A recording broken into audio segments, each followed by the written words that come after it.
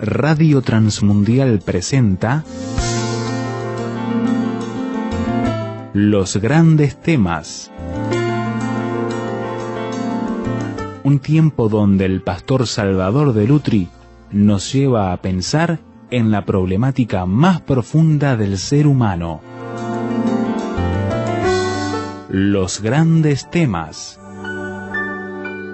Y vamos a abrir nuestra Biblia en el capítulo 24 del Evangelio según San Lucas.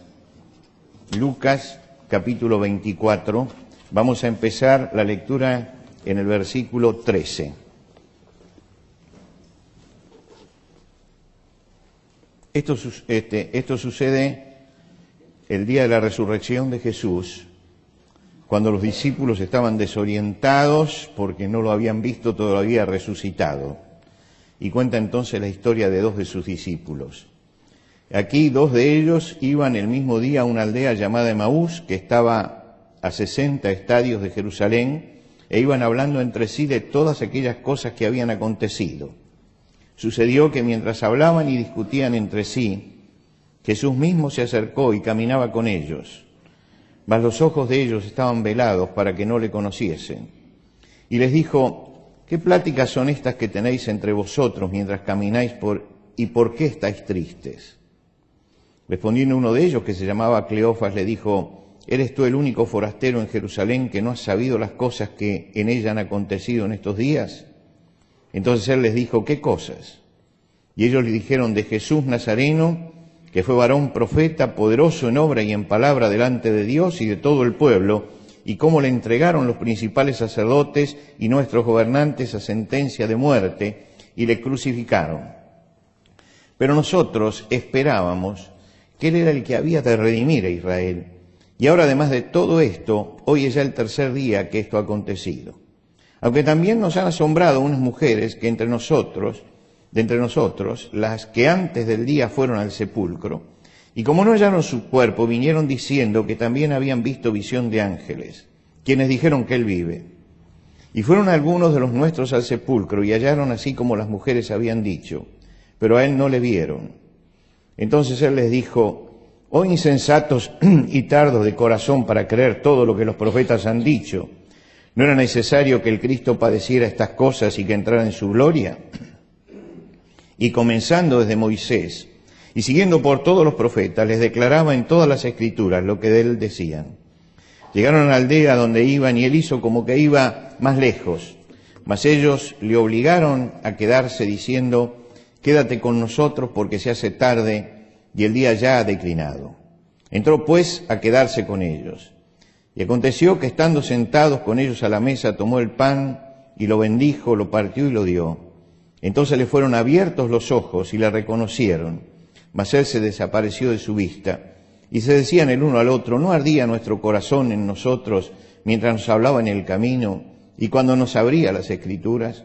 Y levantándose en la misma hora vinieron a Jerusalén y hallaron a los 11 reunidos y a los que estaban con ellos, que decían: ha resucitado el Señor verdaderamente y ha aparecido a Simón. Entonces ellos contaron las cosas que les habían acontecido en el camino y cómo le habían reconocido al partir el pan. Hasta aquí nada más. La historia que nos cuenta el Evangelio es la de dos discípulos que descienden porque habían estado en la cumbre. La ciudad de Jerusalén está a 800 metros más o menos sobre el nivel del mar, y entonces el camino era un camino fácil de recorrer porque ahora había que descender, bajaban. Y iban a una aldea que está a más o menos 11 kilómetros, lo que quiere decir que tenían un buen tiempo para conversar y para caminar.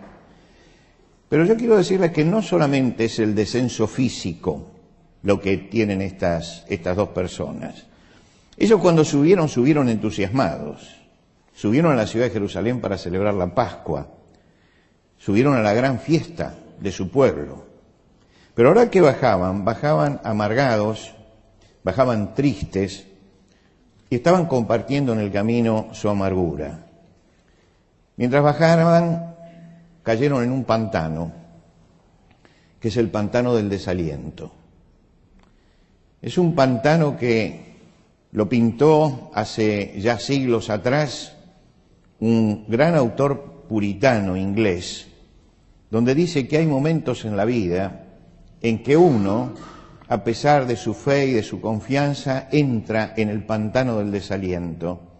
Y cuando entramos en el pantano del desaliento, braceamos en medio del lodo tratando de salir, pero a veces es difícil salir del pantano del desaliento. La vida es un largo viaje, vamos caminando, y el camino muchas veces es para arriba y otras veces es para abajo. A veces el camino despierta nuestro entusiasmo, nos llena de optimismo, vamos eufóricos, vamos para arriba. Y hay momentos en que caminamos entristecidos, en que nos sentimos frustrados, en que nos desalentamos y hasta entra en crisis nuestra esperanza. Estos dos estaban en ese momento, en el momento del descenso. Y no se dieron cuenta que alguien los estaba observando. Alguien que iba en la misma dirección que ellos. Y que sabe que estos dos están tristes. Y que saben que caminan decepcionados. Y que saben que están deprimidos. Es Jesús resucitado que está caminando junto con ellos. Que no los dejó solos. Que los acompaña en el camino, aunque ellos lo ignoren. Jesús siempre está cerca nuestro. Puede ser que a veces lo veamos y puede ser que a veces nuestros ojos estén enturbiados, pero eso no significa que Él no siga estando cerca nuestro. Siempre nos está siguiendo en el camino, siempre. Hay tres motivos por los cuales Jesús siempre está con nosotros. El primero es porque Él nos ama. Él nos ama. Esto es a veces difícil de entender. Es difícil de entender el amor de Dios para con todos nosotros. Es difícil entenderlo porque a veces hemos sido educados y formados en una visión equivocada de Dios. Dios está siempre a favor nuestro y Dios quiere siempre nuestro bien. Y aun cuando Dios nos sacude en nuestra vida, aun cuando nos sacude, Él sigue acompañándonos en el camino. Porque a veces hay sacudones que tenemos que recibirlos. Hay sacudones en nuestra vida que son necesarios. Y en ese momento, el sacudón llegó, pero el Señor sigue con nosotros. La palabra de Dios dice que Jesús, como había amado a los suyos que estaban en el mundo, los amó hasta el fin. Y el amor de Dios nos sigue persiguiendo hasta el fin de nuestros días, porque el amor del Señor es infinito y es eterno. Esta es la primera razón por la cual Jesús está detrás de ellos, porque Él los ama y porque entiende que su visión se ha oscurecido. Y porque entiende el corazón de aquellos hombres. Y por lo tanto no los va a dejar en la angustia, sino que los comienza a seguir en el camino. La segunda razón por la que Jesús los sigue es porque Él sabe lo que está pasando dentro de ellos. No es solamente la apariencia. Jesús conoce el corazón de ellos. Juan, cuando comienza su evangelio, aclara, no tenía necesidad de que nadie le diese testimonio del hombre, porque Él sabía lo que había en el hombre. Dios sabe siempre lo que hay en el fondo de nuestro corazón y Dios nos conoce. Y no solamente Dios nos conoce a nosotros, sino que Dios conoce lo que Él va a hacer con nosotros. Dice en un momento Juan, aclarando en su evangelio, había gente que se acercaba a Jesús para probarle. Dice, ¿por qué? Pero Él sabía lo que iba a hacer. Él sabía lo que iba a hacer. Jesús siempre sabe lo que hay en nuestro corazón y sabe lo que quiere hacer con nosotros. Esta es la segunda razón. Y la tercera razón por la cual Jesús nos sigue en el camino siempre es porque Él cumple siempre sus promesas.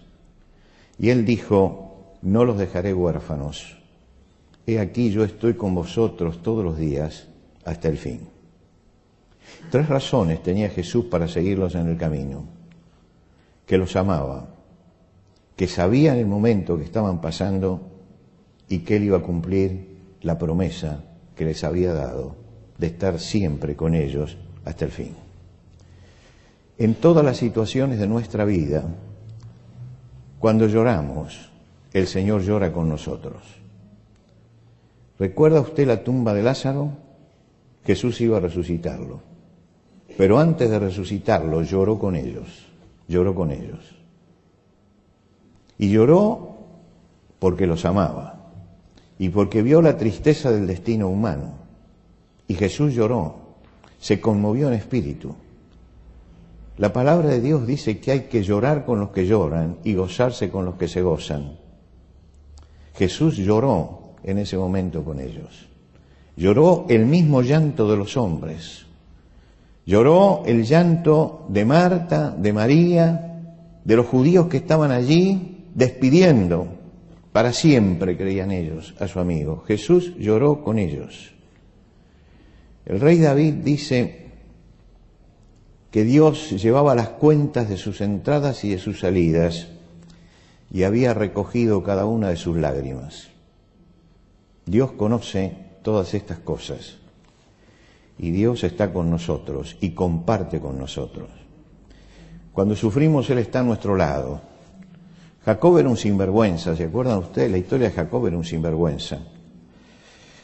Sin embargo, el Señor, después de todas las cosas que había hecho, se acercó hasta él en el desierto y le dijo: te guardaré por donde quieras que vos fueres, porque no te dejaré hasta que haya hecho contigo lo que yo he dicho.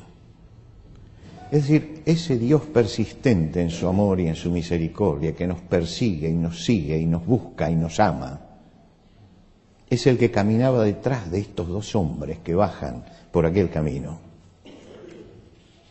Jesús no tiene la memoria frágil como la tenemos nosotros.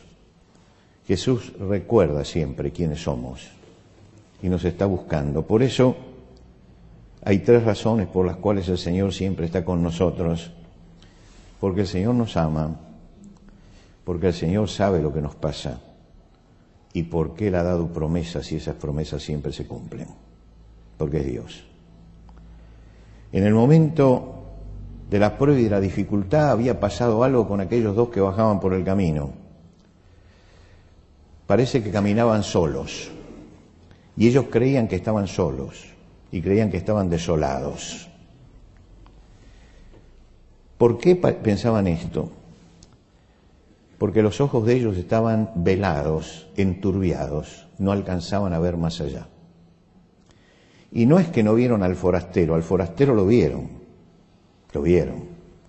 Cuando se acercó habló con ellos, pero no alcanzaron a ver que estaban frente a Jesús resucitado. Tenían los ojos enturbiados. A veces percibimos la presencia del Señor en nuestra vida fácilmente. A veces se oscurece la visión espiritual, se oscurece. Jesús está con nosotros, pero no lo vemos. Y creemos que se fue, pero no se fue. Sigue estando allí. A veces se enfría el corazón y nos pasa como a Tomás, que se le enfrió el corazón. Queremos ver para creer. Esto es típico de los hombres, que sobrevaluamos el hecho de que nuestros sentidos tienen que informarnos todo. Y a veces no nos informan todo. Y Jesús se acerca a aquellos 2 hombres y comienza a preguntar. Es interesante que Jesús resucitado nunca daba respuestas, sino que hacía preguntas. Preguntaba, ¿por qué lloras a María Magdalena? ¿Por qué están tristes? ¿Por qué están tristes?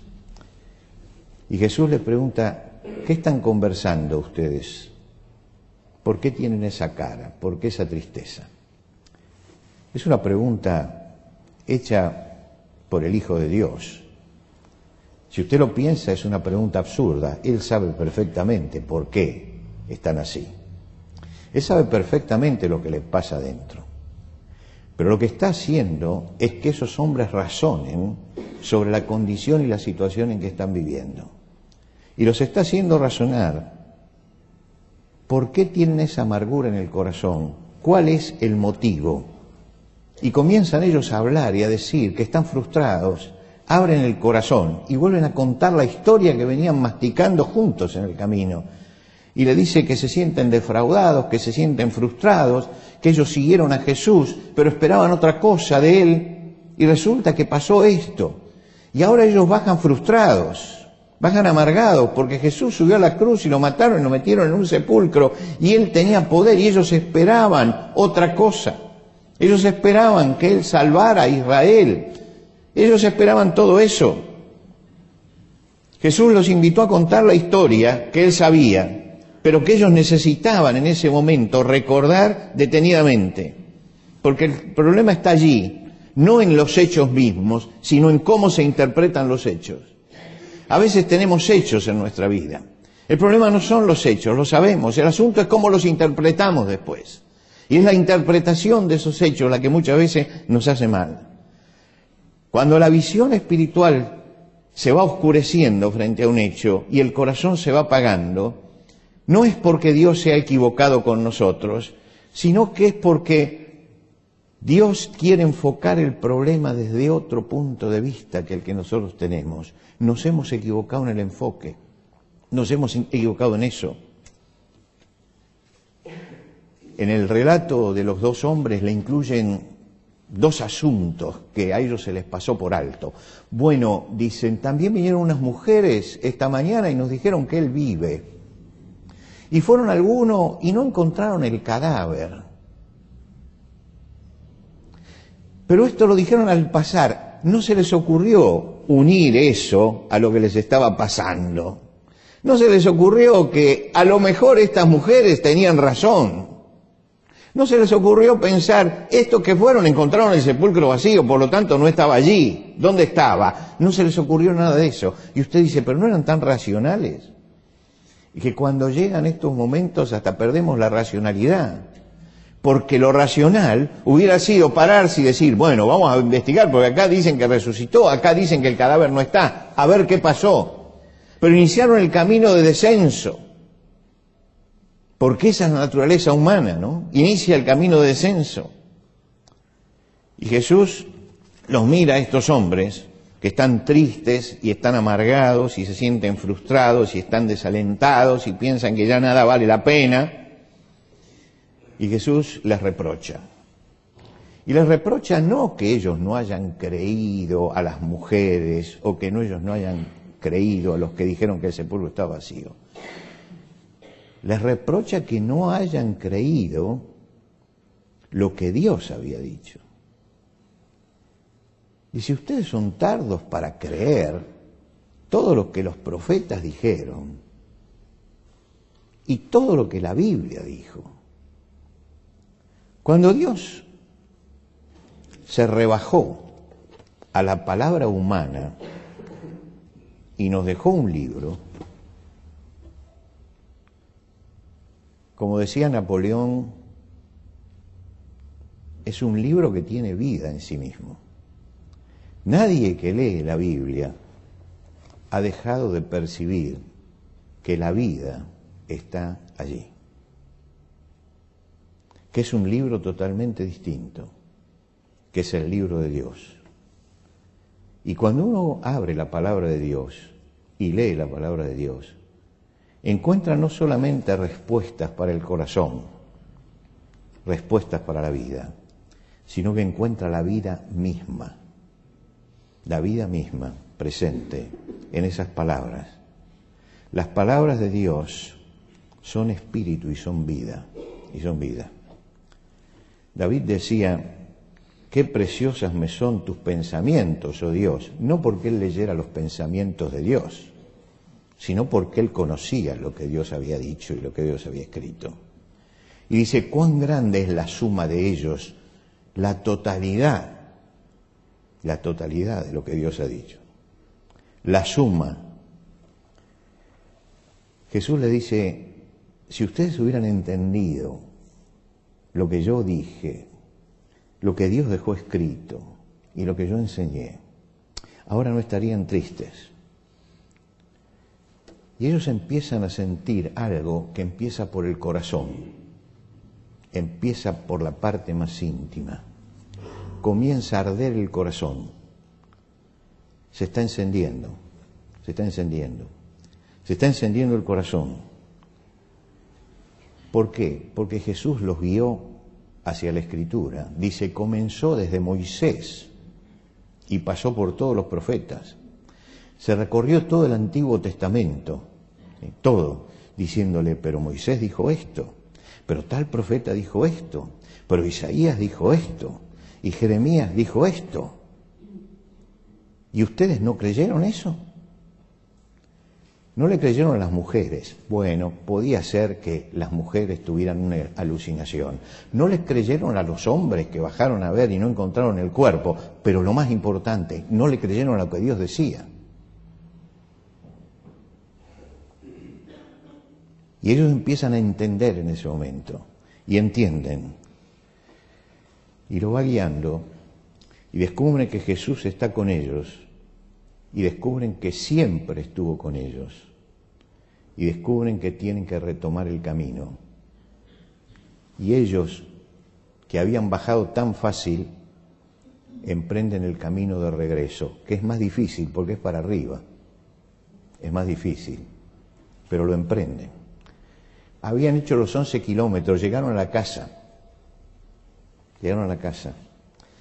Lo invitaron a Jesús a que se quedara con ellos, porque este tiene una palabra que nos cambia el corazón. Se hace tarde. Se sentaron a la mesa y Jesús partió el pan. Y cuando Jesús partió el pan, entendieron. Se acordaron. Y entendieron. Y Jesús dice, desapareció. Y no porque se fuera lejos. Él iba a seguir estando con ellos. Él iba a seguir estando, siempre. Y los volvió a acompañar en el camino de retorno. Porque siempre está. Siempre está. A veces lo vemos y a veces no lo vemos. Pero el problema no es de él. El problema es nuestro. Es nuestro. Tenemos que verlo. Hubo una gran mujer, nació allá en 1820, se llamaba Fanny Crosby. Fanny Crosby fue una de las grandes poetas de la fe. La llamaban en su momento la reina del gospel, no porque ella cantara ni hiciera música, sino por las letras que escribía, Más de 1000 canciones escribió. Fanny Crosby había nacido como una niña normal y a los 6 meses tuvo un resfrío muy fuerte y se le hincharon los ojos, como a todo el que se inflamaron los ojos como a todo el que tiene un resfrío, ¿no? Y el médico estaba lejos y alguien sugirió que el remedio era ponerle una cataplasma de mostaza caliente.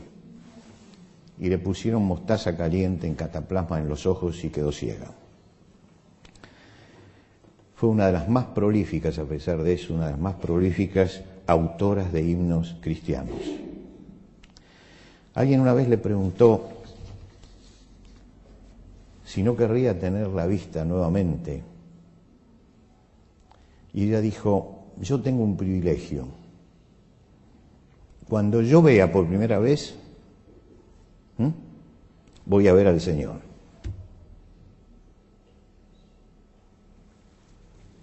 Por lo tanto, no quiero perder el privilegio de que la primera vez que abra los ojos, yo pueda ver al Señor. Esta mujer, la gente creía que tenía tremendos sufrimientos en su vida. Y escribió unos himnos gloriosos, donde también habló de las pruebas y los problemas. Y uno de los himnos dice, en nuestras luchas y en el dolor, en tristes horas de tentación, calma le infunde santo vigor, nuevos alientos al corazón. Y cuando en la lucha falta la fe y el alma cree desfallecer, Cristo nos dice: siempre os daré gracia divina y santo poder. Ese es un gran himno, antiguo, muy antiguo, que habla justamente de ese Señor que siempre está presente en los momentos de nuestra vida. Yo no sé qué momento estás pasando esta mañana, pero puedo afirmar varias cosas. En primer lugar, que el Señor está cerca tuyo, y que está cerca tuyo porque te ama. En segundo lugar, que el Señor conoce lo que te pasa. En tercer lugar, que Dios prometió tenderte la mano. Te está tendiendo la mano. Esas manos que fueron clavadas en la cruz son las manos que se tienden a nosotros. Son las manos que llegan hasta nosotros para levantarnos, sea cual sea el momento que vivamos en nuestra vida. Allí donde estás, si nunca te encontraste con Jesús, esta mañana en este lugar podés abrir el corazón y decirle: Señor, yo quiero poner mi vida en tus manos y quiero tomarme de tu mano. Y quiero seguir sabiendo que tú estás conmigo, percibiendo tu presencia y tu ayuda todos los días. Y si estás pasando por un momento de dificultad, esa mano está tendida. Y esa mano es la que te va a seguir ayudando todos los días de tu vida. Porque Él siempre nos acompaña. Él nos ama, nos conoce. Y Él siempre cumple sus promesas. Siempre. Todos los días. Hasta el fin.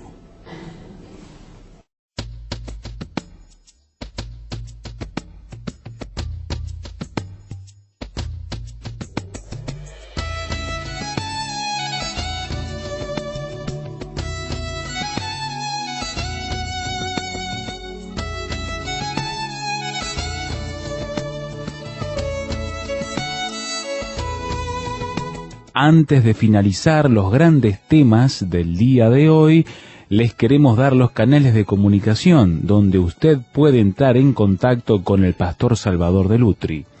Por carta, hágalo a Los Grandes Temas, casilla de correo 5051, Montevideo, Uruguay. Los Grandes Temas, casilla de correo 5051, Montevideo, Uruguay.